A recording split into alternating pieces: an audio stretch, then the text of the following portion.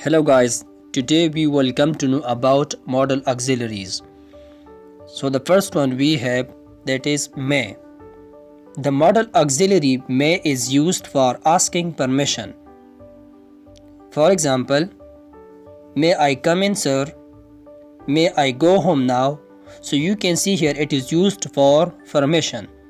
And the next usage of it is may is also used to express possibility. For example, it may rain. He may get marks.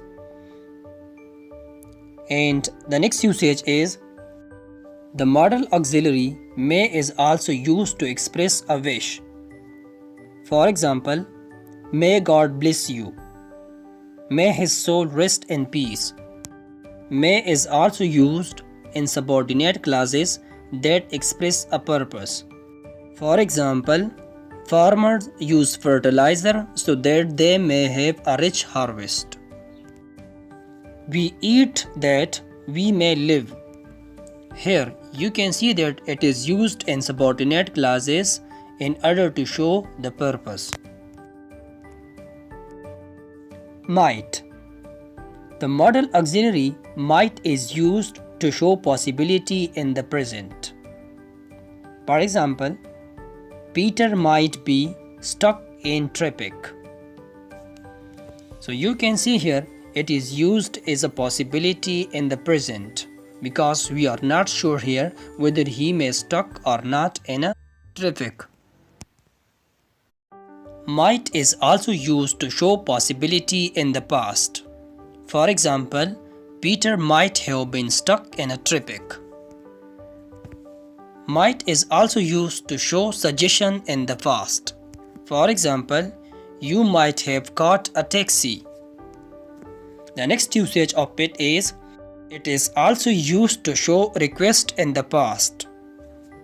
For example, he asked if he might borrow the car. Can. The auxiliary can shows ability. For example, she can speak English language. So you can see here it can be used when we want to just say something about ability. So she can speak English language, so it is her ability. So that is why it can be used like this. The next use of it is nowadays it is also used to ask permission. For example, can I go? It is also used to make general statement about what is possible. For example, it can be very cold here in winter. You can easily lost in this town. It is also used to make offers. For example, can I help you? Can I do that for you? Could.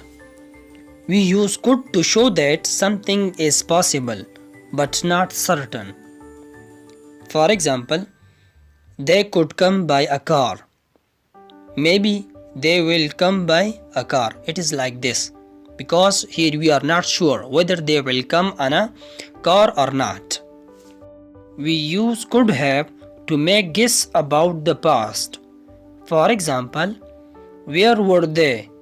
They could have got lost. We can also use could to make general statements about the past.